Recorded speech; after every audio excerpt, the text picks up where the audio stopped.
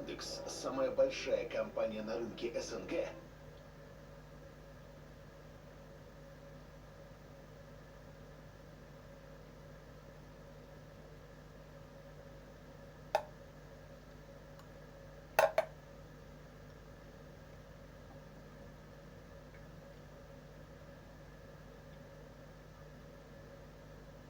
I've got a question. How expensive was your current smartphone? Some people will say $600. You might have managed to get one for $400. Some people might even say $100. But what almost nobody would have said is $20. And that is where KaiOS and PuffinOS come in. Two completely new platforms that are about to try and change mobile phones forever. So today, I'm collabing with Tech Altar to find out if either of them have a chance. He'll be focusing on PuffinOS in his video, and I'll be focusing on KaiOS in mine. Watch both, and let us know in the description below which one you think has a better chance.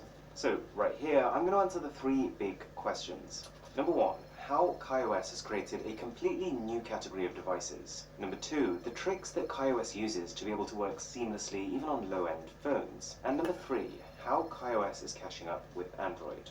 Now, you probably already know, we can roughly sort mobile phones into three categories. You've got cell phones that can just make calls or send texts, feature phones based on Java or equivalent, and then smartphones that might run Android or iOS. There are 3 billion people in the world who have no access at all to the internet. They might have a cell phone or a feature phone and be able to call and text, but there's no way they could fork out $100 for an Android phone. But KaiOS is bridging that gap rapidly, and I've actually managed to get hold of one of these devices right here. So let me show you how. Okay, so this is the Nokia 1810. Inside the box you've got the phone on top, but also a pair of pretty cheap looking earphones. You've got a 1500 mAh battery, and also a micro USB charger.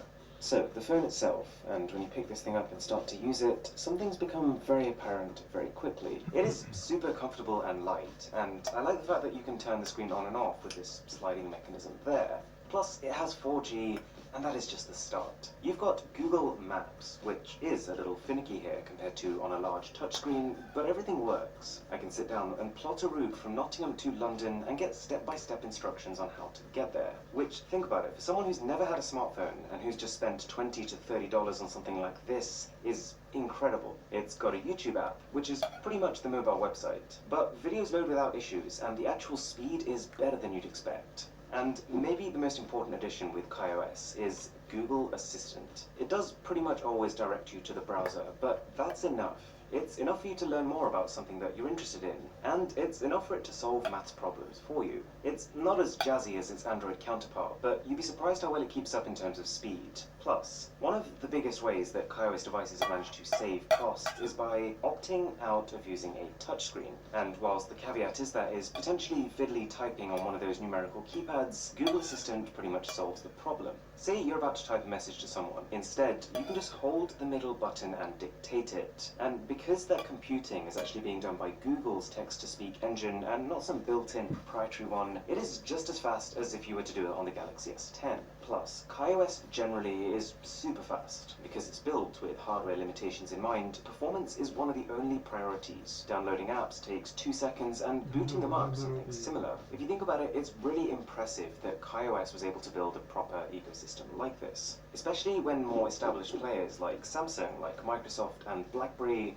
have all failed to get their own platforms off the ground. So, I'm going to hand it over to Tech Altar now to explain the tricks that KaiOS has used to really get their OS to take off.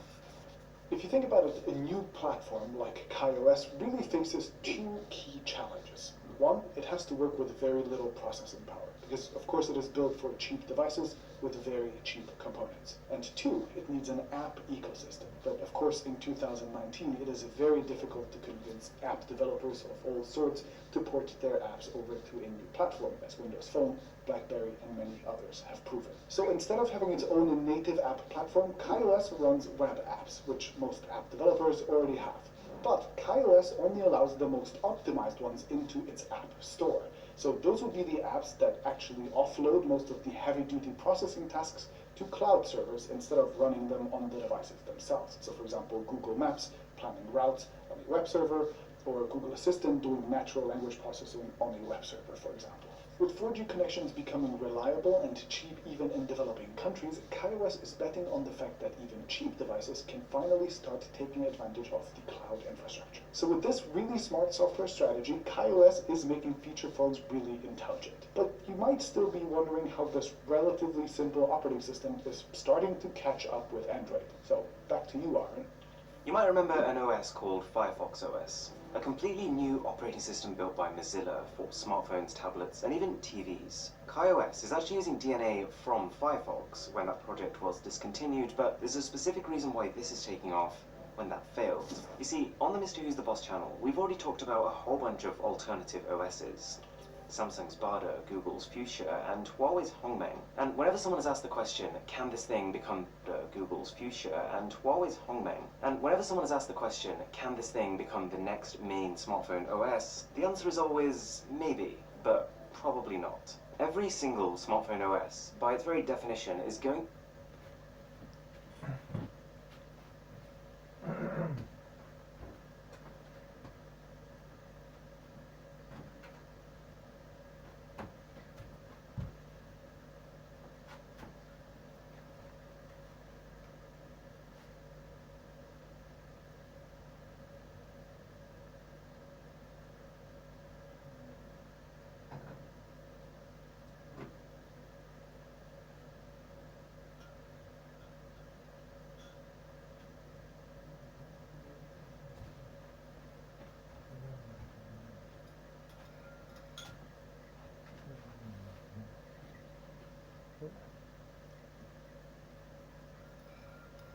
to be compared to Android and iOS, two competitors that are seemingly so far ahead that it's almost impossible for a third party to come in and compete. But KaiOS isn't pitching itself as a smartphone operating system, even though they have got potential to steal market share from Android, as there will be some people who'll be choosing between the two. Because KaiOS is hitting a price point that Android couldn't possibly get to, it doesn't actually need to be as good, because they've created this entirely new category of semi-smartphones at the price of, frankly, a dumb phone. There's very little competition here. And if the theory wasn't enough, the numbers back it up. We first started seeing KaiOS in 2017, and now it is on over 100 million phones. If you think about that figure for a second, in terms of percentage growth, that is far beyond what Android is and ever was. The second thing in favor of KaiOS is that updates are coming in fast. And the kind of updates we're talking about, they're much more dramatic changes than just adjusting how icons look or introducing a dark mode. The phone has already picked up support for Facebook and Twitter, and just recently WhatsApp too. I'm pretty sure it's just a matter of time before we start getting Instagram, Uber, Spotify, and with this you can start to see that KaiOS is not just another piece of software. It is a potential lifestyle accelerator. Especially in developing countries, this thing would be giving people access to a completely new way of living. And that brings me on to the third thing. That is sustainability. KaiOS is different. It has an app store, just like all those other operating systems that have failed in the past, but unlike them, it already has the user base to support it. By pitching itself to this almost uncontested market, KaiOS has managed to rack up over 100 million users, and that itself is the biggest hurdle. The current quantity of apps is pretty slim, but because they have that user base, the incentive for developers to now come on board and make more stuff is already pretty strong. And that's all cemented by a fairly intuitive Kai ads system that can monetize their apps for them.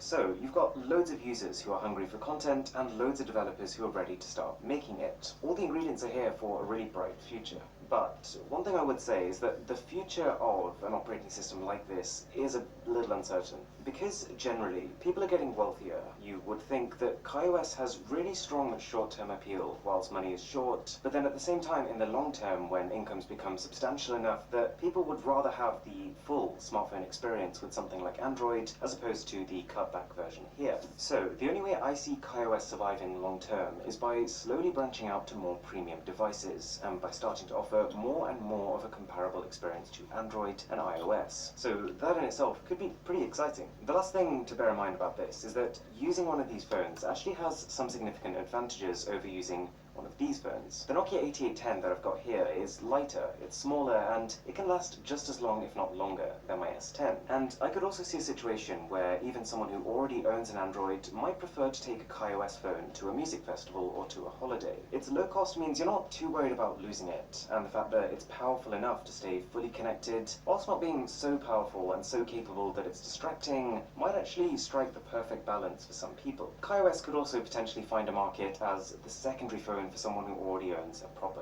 smartphone. We'll have to see. Anyways, don't forget to watch the video on Puffin OS, which is on Tech, Altar's channel. And once you've seen both, do let us know in the comments below which one you think is more capable. And with that being said, my name is Aaron, this is Mr. Who's the Boss, and I'll catch you in the next one.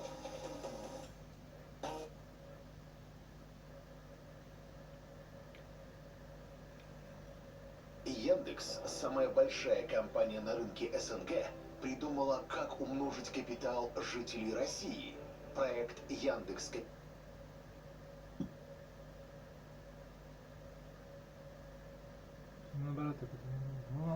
For the last month, one phone has been on my mind. One phone has come in and impressed me so much that it might be time to reevaluate how we think about other phones. But it looks like this.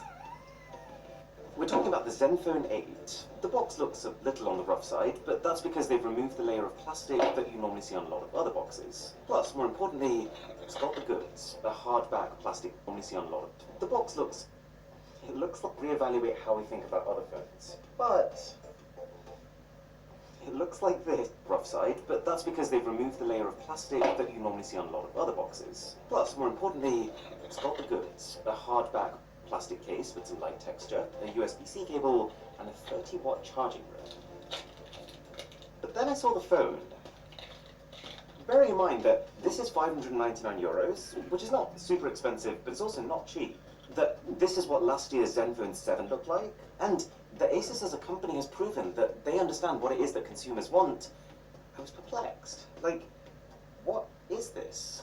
I was so confused how the same company who've created designs like this and this have just launched something so devoid of character. I feel like I've just jumped back 10 years in a time machine. Actually, let me show you something.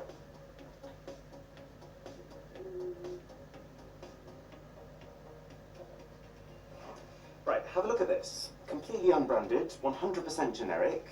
It was actually $50 from wish.com. But the point is, this is kind of what this is reminding me of. It's got a completely plain monotone finish, a logo that really just looks like text, and possibly the most generic looking camera system on the market right now. Asus did say that we've tried making loads of fancy color options in the past, but because people would always just end up buying black anyways, this time we decided to keep things flat. Which is a fair point, but I think because this phone's core design is so simple anyways, it almost needs a more jazzy finish to stop it looking budget. I did also do the usual sort of hand it to other people and see what they think test. And the responses range from it looks like a toy to it looks like a prototype. And I think the reason that it doesn't quite look finished is that the camera is misaligned. Like if you're going to put something in the corner, you really have to make sure that it's an equal distance from both edges. Otherwise, it just looks a bit lost. They've tried to give it some flair by putting a chrome ring around the front camera. I would normally be all for stuff like this, but the whole reason these whole bunch of cameras are great is because you can kind of forget they're there. Putting this ring around it is a bit like having a constant reminder, like, hey, don't forget about me, I'm still here.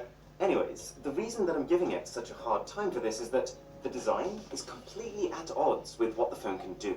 You put this next to a OnePlus 9 or a Galaxy S21 or a Xiaomi Mi 11, it fades into the background. When actually, it's the star of the show. And thanks to Dashlane, background. When actually, it's the star of the show. And thanks to Dashlane for sponsoring this video. So keep at the forefront of your mind when I tell you this, that this is a small phone. In fact, if all you did was just looked at its top-down footprint, you'd think, okay, it's about the size of an iPhone 12. But it actually fits much better than that in the hand, thanks to being not just narrower, but also having a curved back versus Apple's razor-like edges. And the thing with small phones is that they are usually riddled with compromise. Because you've got to remember that if I take a big phone and just shrink everything, it's going to be worse. Like if I make my cameras smaller, they're going to let less light in. If I try to have a chipset in there that takes up less space or needs less cooling, it's going to be slower. And if you have less room to push sound through, your speakers are going to be quieter. And so we've just kind of come to expect that if you're shopping for a small phone, you're having to ask yourself the question, what am I giving up for that size? Not anymore. Thanks to a new PCB design, some very clever bits of engineering, and just sensible decisions on what really matters, for €599, you are getting some of the best hardware and software, irrespective of size. For example, performance. When you look at this thing, you probably think, oh, it'll have a mid-range chip. It actually has a Snapdragon 888, still the fastest you can get, paired with 6 to 16 gigabytes of fast LPDDR5 RAM and 128 to 256 gigabytes of fast UFS 3.1 storage. That's not just high-end performance, that is ultra performance. We're talking 770,000-ish on the latest version of Antutu benchmark, slightly higher than my S21 Ultra, and that score sustains itself reasonably well even after repeating it. Than my S21 Ultra, and that score sustains itself reasonably well even after repeating it. But I did notice something fishy, that it was auto-entering a sort of high-performance mode as it detected that a benchmark was running. So, you take these figures with a heavy pinch of salt. Why are we like this? But I've tried heavy pinch of salt. Why are we like this? But I've tried all sorts of games on this at their highest possible settings, and just feels awesome. The phone can get warm, but it didn't seem to impact performance at all. And there's just something incredibly novel about running an open-world game on max settings on a phone that you can almost completely use one-handed. The display is quality too. It has a 5.9-inch AMOLED, 120Hz refresh rate screen, protected by Gorilla Glass Victus. It doesn't feel distinctly